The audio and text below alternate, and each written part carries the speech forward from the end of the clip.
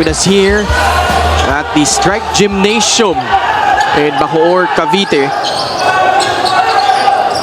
where two teams going toe-to-toe.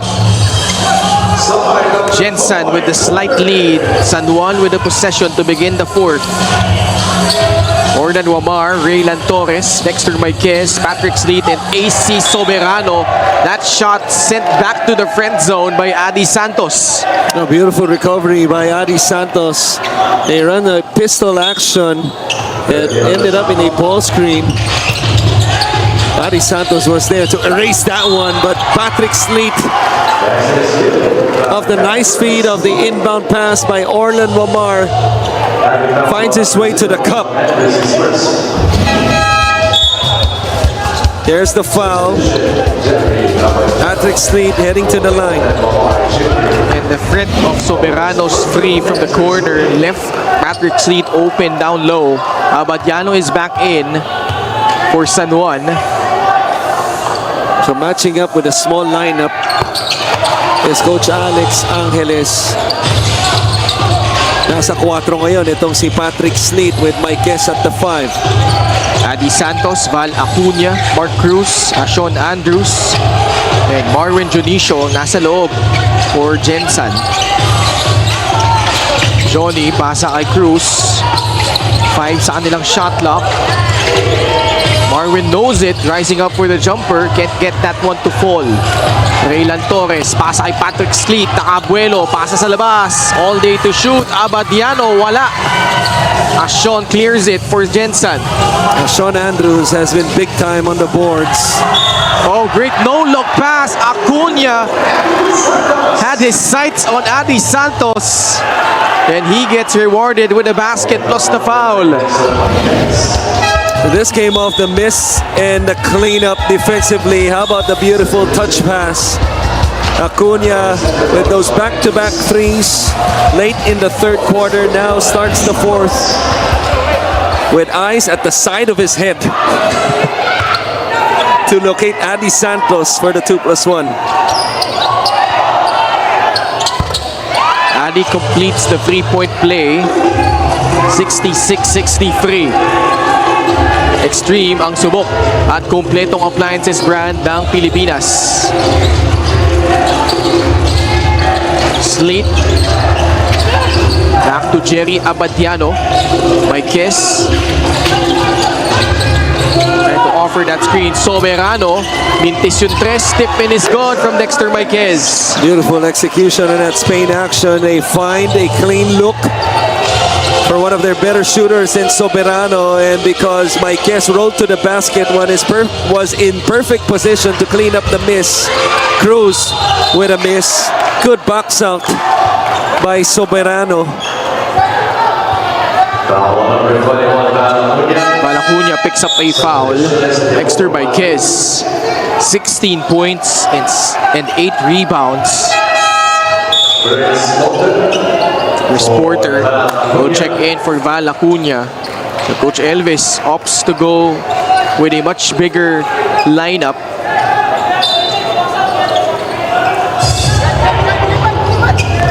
Abadiano receives it, guarded by Hesed Gabo. 66-65 Gensan. Jerry still with a rock. Marquez, he is feeling it, but not that time. Eusebio taps it onto the board, pero nakuha ni Patrick Sleet. Torres over Eusebio, banks it in, and praise to the heavens after giving San Juan a 2-point lead. It should be a relief really for Raylan Torres. Has relatively not played well with his decision making. Did not shoot the ball well before that shot, but what a timely basket for San Juan to take the lead. As Gensan will go to the line. This is off the second chance opportunity. Both teams really doing a good job on the offensive glass as Raylan banks that one home. 16 offensive rebounds in the game for San Juan. Gensan also in double figures with 11. The difference though is that San Juan, out of the 16, has converted 21. Gensan only 7. And yet, it's only a 1-point game. Jonicio. 2 for 2 at the line. Tapla na naman. 68 all. Santos will be replaced by Sean Andrews. Manny Pay, the digital wallet built for the community. Rabadiano. Cabo in front of him. Wants a screen from Maiquez. Torres. Sizing up Antonio Sebio. Back-to-back hits from Raylan Torres. He wanted that rock so much. I thought he forgot to screen on the Spain action on the back pick. He popped out and was just determined to score against the defense of his former teammate, Anton. Eusebio on the other end draws a foul. Well, technically, they were not former teammates because Raylan was in his residency year when Anton was still with the team. So I sort of take it back. But still, nonetheless, a nice basket by Raylan. Si Torres yung tinawagan ng foul pero i-challenge yan ni Coach Alex Angeles. We'll be back for the result of this one. Upon review, the challenge was successful. There was Another successful challenge from San Juan.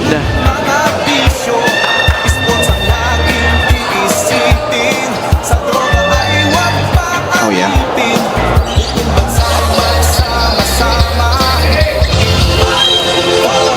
Jump ball situation. Eusebio and Sleet jump it up.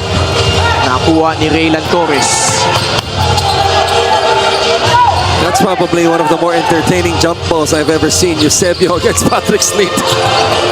Torres, one-on-one against Eusebio. Labanan sa rebound. Bodies flying all over. Patrick Sleet comes away with it. Torres again. Back-to-back misses. Alarcon tracks it down. Patrick Sleet back to Harold. Swing pass. Torres. Pupukul ulit. Third time's a charm. No.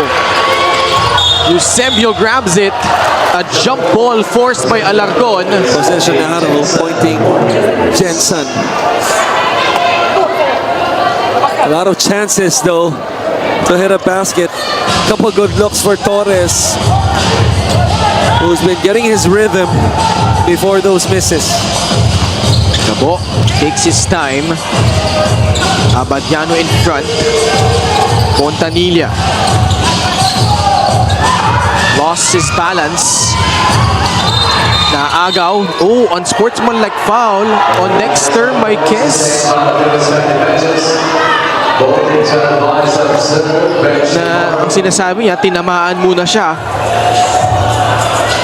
It's Joshua Fontanilla on the floor.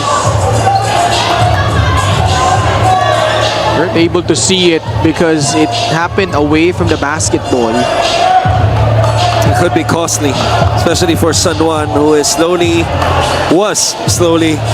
generating momentum. Care of Raylan Torres.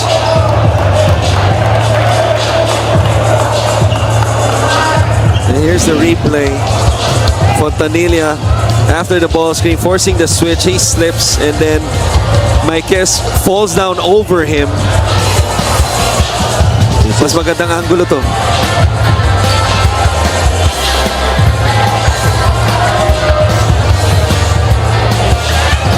May konting tapik, no? Itong si Fontanilla, but not much, in my opinion, for Maiquez to retaliate like that, especially at this point of the game where every point matters.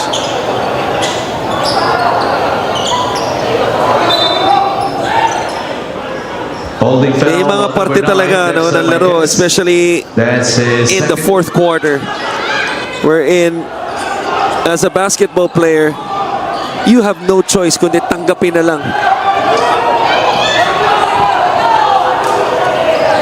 Kasi kung ang magiging ugali mo, no, or initial na reaction in the case of Maiquez ay bumawi kagad, ay maging costly yun. So, He gets a break because just a regular foul Right. after the review. there you go. So I'm glad I was wrong, because they obviously didn't see much. Now, Coach Alex is saying there was a punch thrown allegedly by Josh Fontanilla. And again, the angle that we saw here, yung mas malayo, yung naka-zoom out yung pangalawa, nakita nga natin na parang tinapik, no, from our angle ni Fontanilla, itong si Maikes. Here's the replay shown on the big screen.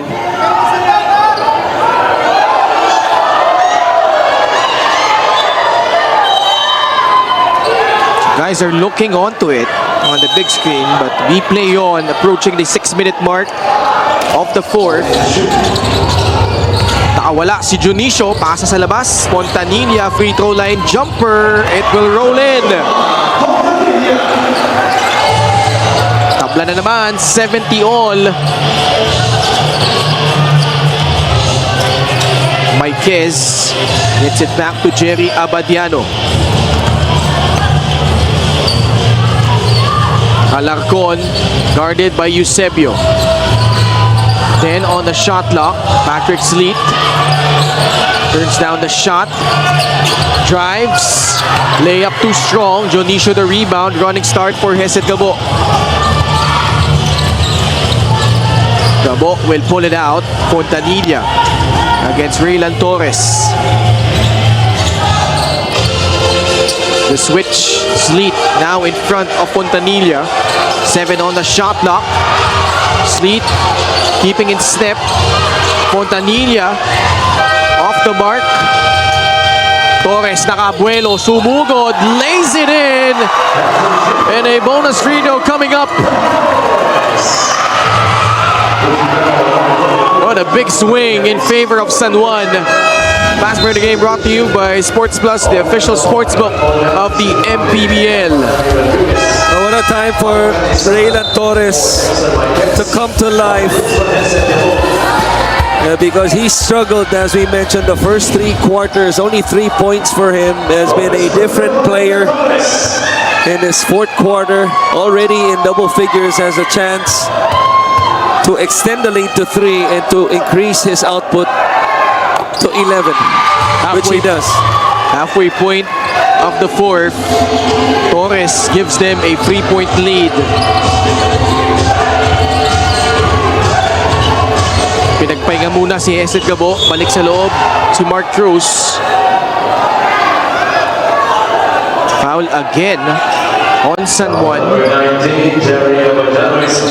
4th foul on Jerry Abadiano. A timeout requested by the Gensan Warriors as they trail by 3 points. We'll be right back.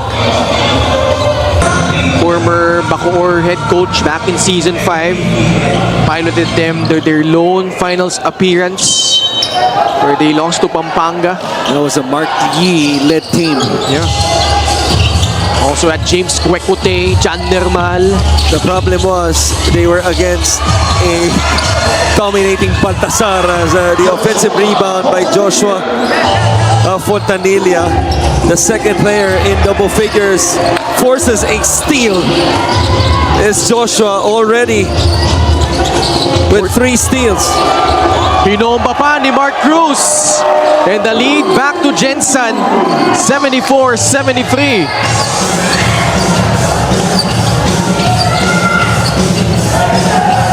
Abadiano against Antonio Eusebio. Fontanilla switching on to him. 8 on the shot clock. Jerry off the glass and in. Abadiano plagued by foul trouble. Only his 7th point. But he gives the lead back to San Juan, 75-74. Cruz behind the back. RJ Minerva to Junicio. Gensan rolling with a small lineup. Eusebio shoots over Raylan Torres. Masyadong malakas. 11 deadlocks and 17 lead changes to this one. Well, that was a shot clock violation because it was only 2 seconds left on the clock. I was expecting the buzzer. This was the move by Mark Cruz. Talk about creativity. Jerry Abadjano. There's a reason why he's called the master of the mid-range. He continues to show it with a kiss off the glass, mini fade. But I'm not sure because I think Gensan, they get a break right here. Kung free throw na ito, atin sa atin na extreme ang subok at kompletong appliances brand ng Pilipinas. Unless the shot by Eusebio hit the rim. You gotta see it once again because the shot clock was reset. His better half, Sophie Jarling. Si Soph pala. Mintis yung una, pasok yung pangalawa. Para kay Anton, 75 all. Another deadlock in this ball game. Torres puts his head down, lost it. Fontanilla comes away with another steal. Junicio, swing pass. Mark Cruz, pull up. Too strong. Eusebio unable to get his hands to the basketball. San Juan. 3 minutes left. Game is tied. Abadiano umalog palabas. Not sure why they're rushing their shots. Those are 2 quick shots by Torres and Jerry Abadjano with a full 24 crossing half court. Nobody touching the basketball except the 2 of them in the last 2 possessions. Fontanilla, bounce pass, Minerva. Got a step on Mike Calisaan. On the other end, Gensan moving the basketball and just waiting for the perfect moment regardless of who it is. This time they find Minerva on a mini pocket pass as he was fouled by Calisaan. My guess comes back in, has been the scoring force here para sa Knights. Leads all scorers with 16. Along with 8 boards, or 9, excuse me. RJ Minerva, his struggles at the line continue. Just 2 out of 6.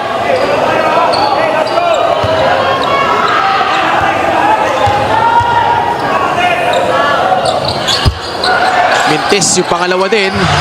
Nakuha ni Abadiano yung bola. San Juan rolling out with Orlan Wamar, Raylan Torres, Harold Alarcon, Jerry Abadiano, and Dexter Maiquez. Wamar gets past Mark Cruz, kissing it off the glass to give the lead back to San Juan, 77-75. Who needs giants when your smalls can make a difference? Orlan Wamar, Mark Cruz. What a matchup. We are down to our last 2 minutes. Brought to you by Sports Plus, the official sportsbook of the Mpbl. Fontanilla with a difficult finish. Game is tied once again. Forget about the Sunday. That was a banana split. That was tasty. What a move by Joshua.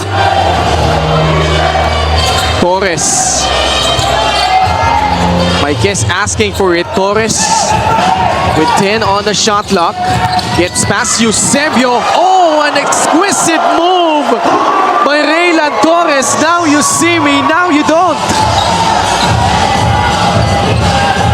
Raylan Torres with 13 points. Fontanilla trying to create. Junicio back to Fontanilla. 6 on the shot clock. Tightly guarded by Alarcon. Locking him down. Eusebio. Gensan will not get off a shot. Turnover against the Warriors. Juan making it happen on both ends. But as you mentioned, a magician in this play. Raylan couldn't even believe what he just did. A timeout with 1:12 left. San Juan clinging on to this 2-point lead.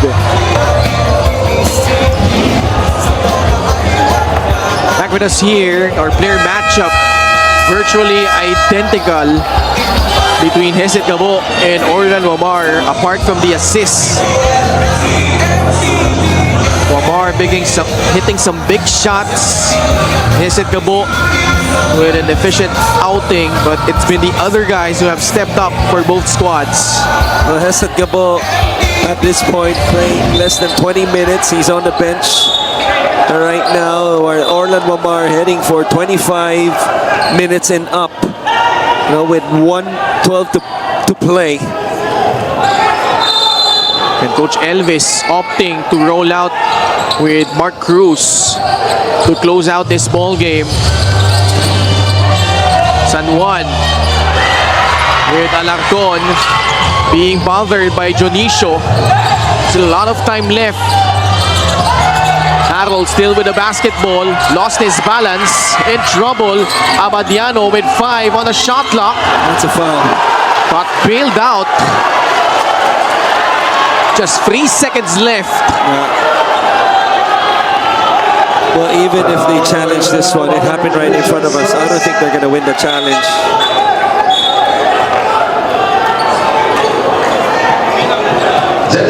Yellow light is on. Coach Elvis clearly not agreeing with that last foul call. Will be back for the result.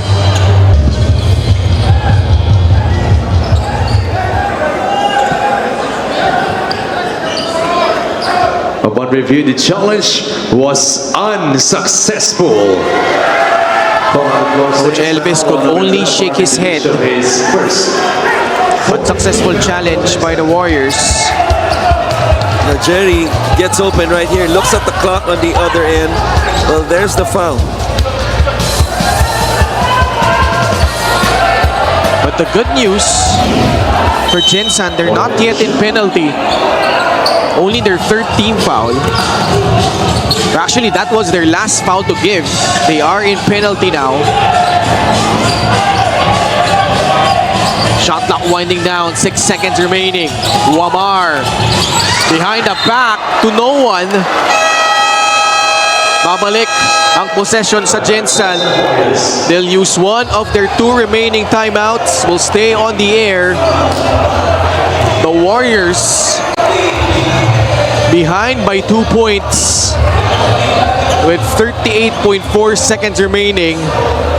And we'll listen in to the huddle of Coach Elvis Tolentino.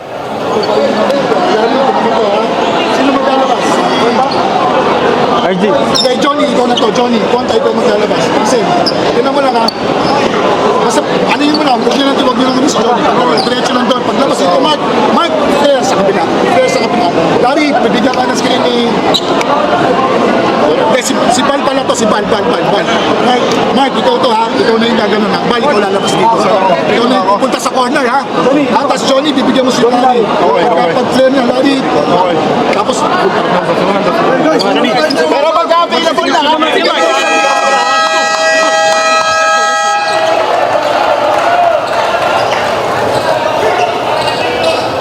Recognition of time and score really important at this juncture. Gensan still has a timeout left. San Juan with 1 as well. Both teams over the limit. Oh, by the sound of everything we heard, it looks to be some sort of an exit action between Van Lacuna and maybe Jonicio as the screener. So a couple things can happen if that's the case. It could open up maybe a slight opening for Acuna for a corner 3, or a slip by a big man. Rodriguez tightly guarded by Maiquez. Mark Cruz attacks. Wow, what a tough finish over 2 defenders by the Atman. And Wow. didn't even know there was an opening. Mark Cruz talk about making things happen the same way Orland Wamor a couple possessions ago with a basket. It was his time now to tie the game.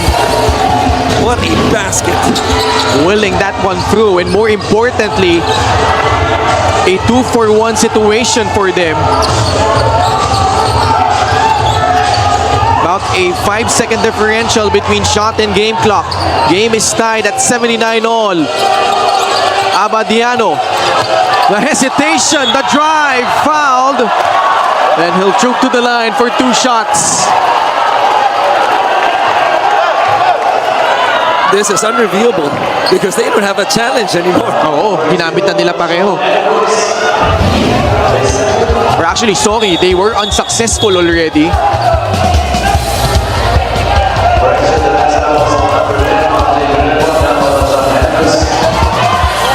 Here's the hesitation. Here's the foul. Sa balikat. That was a foul by RJ.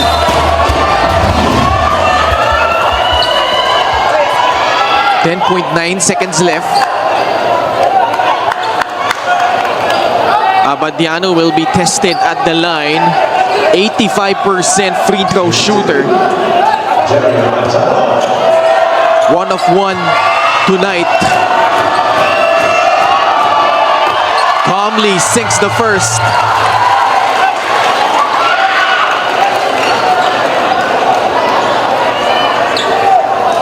$80-79.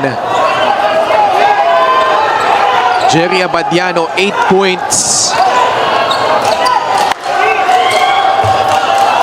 The transition defense going to be important for San Juan if Jerry fails to knock it down, but with both teams having one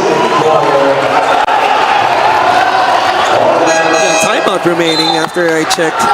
Yeah. Interestingly, I don't think Coach Elvis is going to call one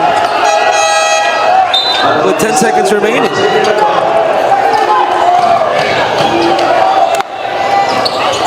So Gensan opting to run the full length of the floor. Acuna will trigger it in. Fontanilla against Abadiano. Pass to Mark Cruz. Goes for the win. No! The tap. Ball will stay with the Warriors. That's a good look by Mark Cruz and 2 white shirts keeping that ball alive. Eventually Alarcon tapping it out. So Gensan, just to be clear, does not have a timeout left. So that's why this was an open look by Cruz.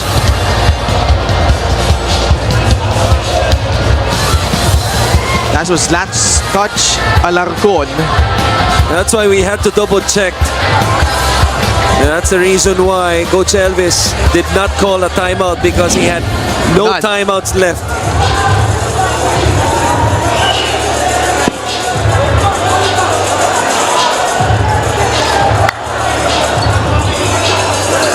So now they review this, and also if it's Gensan's ball, how much time is going to be added back on. What a nail biter here at the Strike Gymnasium. Our first game after 2 years here.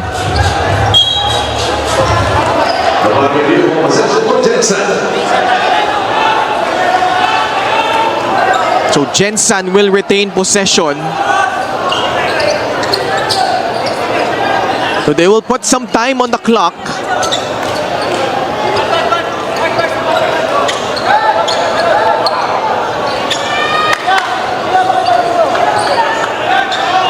So 1.8 seconds left. Fontanilla inbounding the basketball. My guess, a big man in front of him to try to bother a possible lob. Acuna catches, fires. No! And San Juan will escape with a win. That was a good look by Val Acuna. Two good looks. The one by Mark Cruz in transition, and this one, a twirl action, as they thought Mark Cruz was the one popping out, but instead it was Val Acuna who made back-to-back threes late in the third quarter. Just a little short after the release.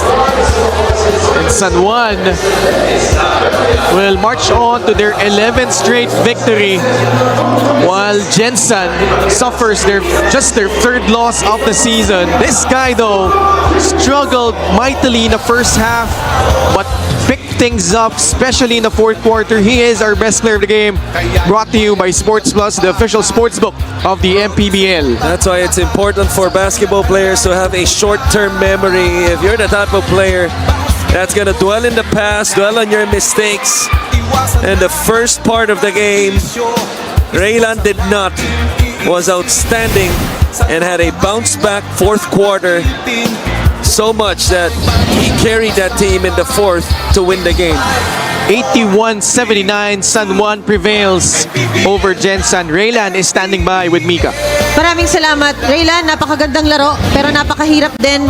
Kulang kayo ngayon. Wala si Phillips, wala si Kwekutay, pero ikaw ang naging pinaka-consistent ngayong gabi. Kumusta ka? Una-una sa lahat, salamat sa taas. Kasi binigay niyo sa amin yung laro. Kahit kulang kami, marami kaming challenge na nangyari na overcome namin. So, siguro dumating lang din sa akin yung sitwasyon kasi first up, alam ko sa sarili ko na wala talaga yung laro ko, offense and defense, sobrang off ko. So, ginather ko lang yung sarili ko kung paano harapin yung second half. Kinalimutan ko na yung first half. So, thank you Lord lang na nakuha ko yung second half, tapos nakuha naman yung panalo. Napag-usapan mo yung challenges, napakaganda ng challenge na binigay nga sa inyo ng Gensan ngayong gabi. Para sa'yo, saan ka ba pinaka-nahirapan sa kanila? Siguro sa physicality talaga ng Gensan, kasi kita naman sa lahat na gustong-gusto rin nila manalo, gusto nila matalo kami. Tapos yun nga, na overcome namin yung physicality na yun. Sabi ni Coach Alex, kahit anong mangyari, kahit anong outcome, tagapin natin pero laruin natin ng tama. Maraming salamat and congratulations to Raylan Torres.